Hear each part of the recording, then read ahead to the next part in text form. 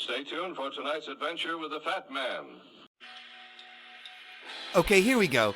Good morning, good afternoon, good evening, whatever time of day it is. I hope it's good to be where you are because I'm really excited to be here today. My name is Baltimore Fats, and this is The Return of Pan. Yeah! Okay, guys, have fun. All right, so moving right along with our investigation into the National Academy of Sciences, who so bravely banded together in 1863 to light the way with their open flame, right? It's time to take a look at the Czar of the Lazzaroni, the first president of the National Academy of Sciences and leader of scientists across the land, Alexander Dallas Backy. And there he is. And among the many things that Wikipedia tells us about him is that he was the great-grandson of good old Benjamin Franklin. And so between this and the connection that he may or may not have with the McLean family of Maryland, I knew it was time to take this back to the beginning and go right through Falcon's Maze. And for Alexander Backy, Falcon's Maze begins with his last name. And since his traceable family only goes back as far as Yorkshire in England, I started there, right? And, you know, for the family crest of the many family crests that were available for the Backy family, I chose the red and white checkerboard. And, you know, check out this helmet here and how flat it is at the top, right? No human animal with eyes to see could see out of this helmet, right? But it says here that belonging to Backy, or dweller by a brook. And so here we have that all too familiar motif of living by flowing water rearing its head again. And this brings me back to when I was digging through the history of Ireland. I was looking at some of the river gods. And a little bit more on them later, because what really underscored that thought was finding this image while cruising for Backy family crests. Right? Unfortunately, the link provided no information about this image, or on the Backy family for that matter, but it certainly got my fat sense tingling, right? As did this. While researching the name, right, in German it means stream, right? No big shock there, right? But it says that Back is often an acronym of the Hebrew Ben Chaim, son of Chaim. Now, I went looking for the person Chaim in the Old Testament, but came up empty-handed, so if anyone out there has more on that, please share it, because otherwise I have to take it to mean son of life, right? Because Chaim means life in Hebrew, right? And so with a little stretching, that could mean son of God. So Backy could mean the son of God who dwells by the river, right? But it also says that the name could just be an abbreviation of the town of Bacharach, which is on the Rhine in the Bavarian Prussian province area of Germany, you know, and it says that Jews lived there since the early 12th century, or, you know, the 1100s, and called it Bachreka, which is interesting because Reka means soft, tender, or silky in Hebrew, right? Seemingly feminizing the town, right? And here to represent that is Miss Ringo Starr, Barbara Bach, you know, because why not, right? And here's a picture of Bacharach, right? There it is. This is the Rhine here. Right? And it says that the original name was Bacharachus, which suggests a Celtic origin. Again, possibly connecting it to the Irish river gods, which gets a little more interesting when we see that the first recorded spelling of the name is in 1212, right? Which you can get a 33 out of in the Curia Regis Rolls of Staffordshire, which isn't all that far from the Settle Yorkshire, where Alexander Backy's family emigrates from, but, you know, but here it's registered to one Rene de Backy, which is interesting because that's a feminine sounding name, right? That could mean either reborn or queen. So Rene de Backy could mean queen of the stream, but it could also be an indicator for a female property owner, a taxable one, in 11th century England, because the Curia Regis rolls were essentially an extension of the Domesday Book, tracking who was paying taxes and who wasn't paying taxes. Right? This is what kind of created the need for surnames, right? You needed to find ways to differentiate people so you could find, so you could tell who was paying you and who wasn't, right? And this was done under King John, which is interesting for several reasons. First, King John has ties to Ireland, and I never really got to this story, but an ancestor of Edgar Allan Poe's allegedly rode with King John and was a close comrade of his. And that story gets more interesting because it says here that King John remains a recurring character within Western popular culture, primarily as a villain in films and stories depicting the Robin Hood legends. All right, and so now, bringing King John squarely into that Nottinghamshire Poe Disney realm, no doubt about it. And then there's also this, and that's that all but one president of the United States, and maybe two, including Trump, is related to him. And I think this is interesting, because the earliest article I could find about this is from 2010. But I feel like this information has been out there a lot longer than that. Like David Icke was onto this a lot, like in the 90s or something like that.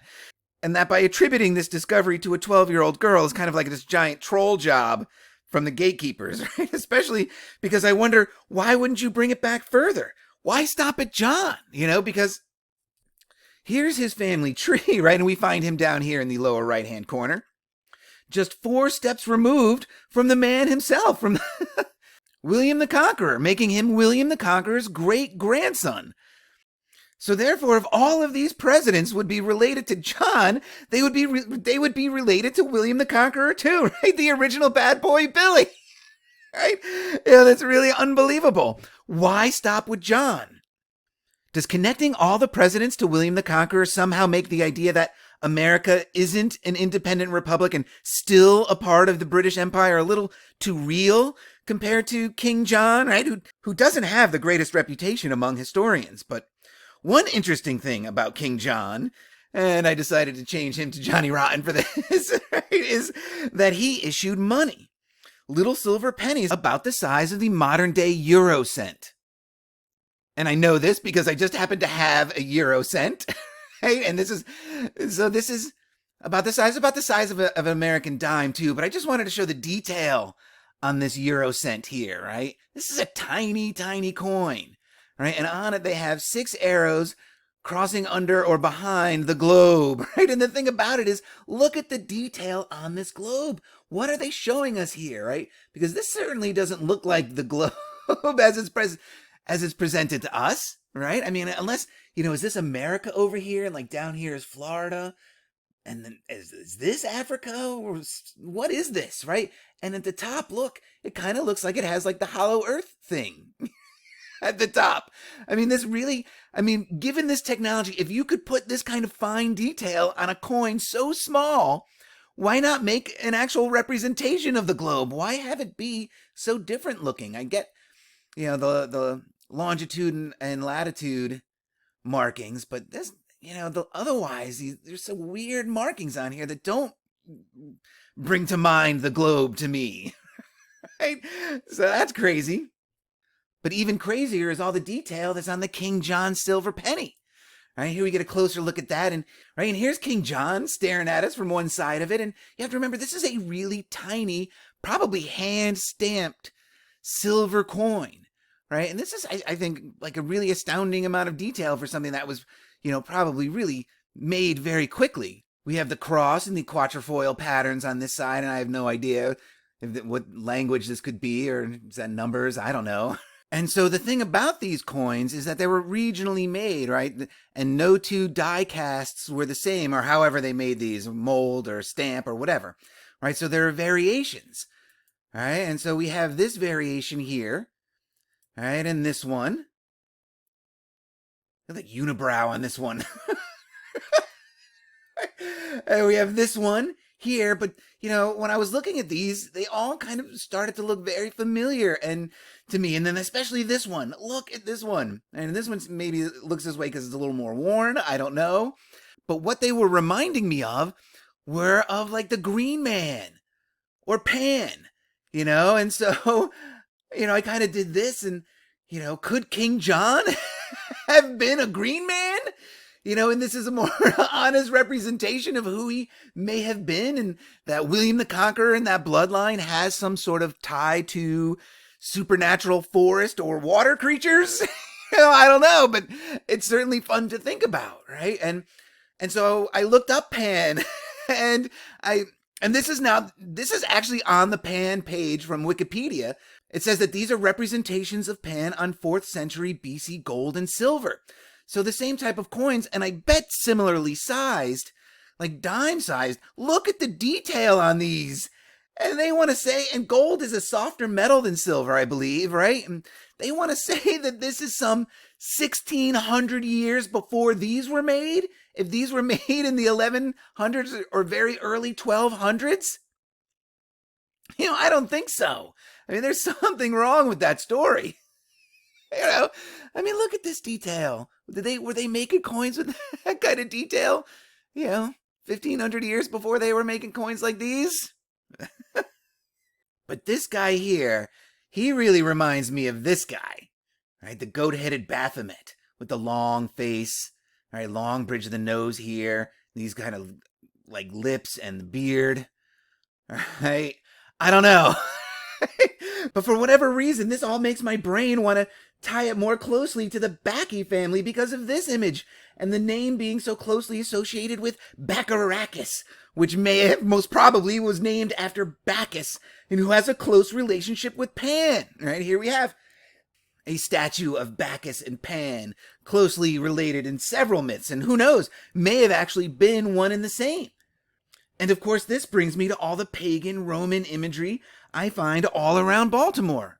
Like Mercury and Commerce here, whoever Commerce was. They seem to have made him up for the Baltimore and Ohio Railroad building. And we have Dionysus hanging out here behind this lantern, this lamp.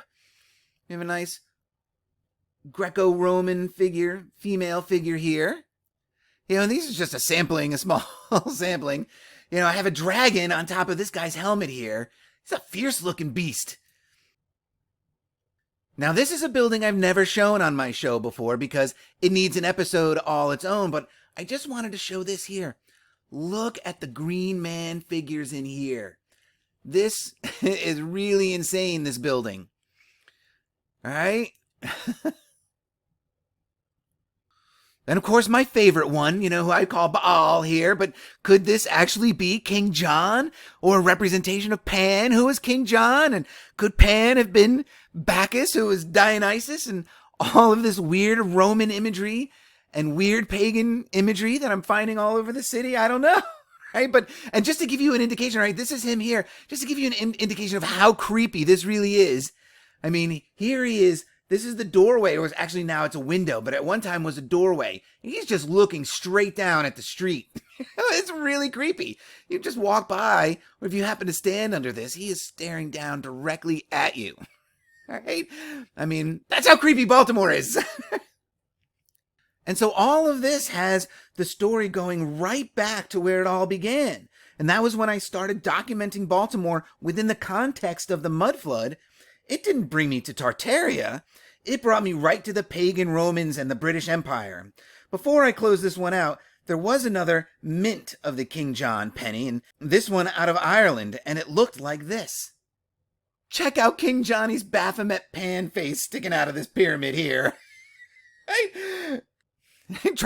Triangle pyramid symbolism on money. Where have we seen this before? Did they have pyramids in Ireland? And what exactly did the triangle symbolize in 11th century Great Britain? I don't know, but this can't be a coincidence. And let's not forget what's going on the inside of the pyramid on the flip side of this coin, right? We have 3 stars in the corners here. They're 60-degree each angles, right? And we have what could be a star or a whirlwind or something like that in here inside a crescent moon. Very interesting. And of course, and again, this is a super tiny coin. Right? It's really small. Amazing the detail they get in this, especially with these tiny stars in here. I couldn't really count the number of points on these stars, but something that looks like it could be as many as 16, if not more. Really incredible detail in there.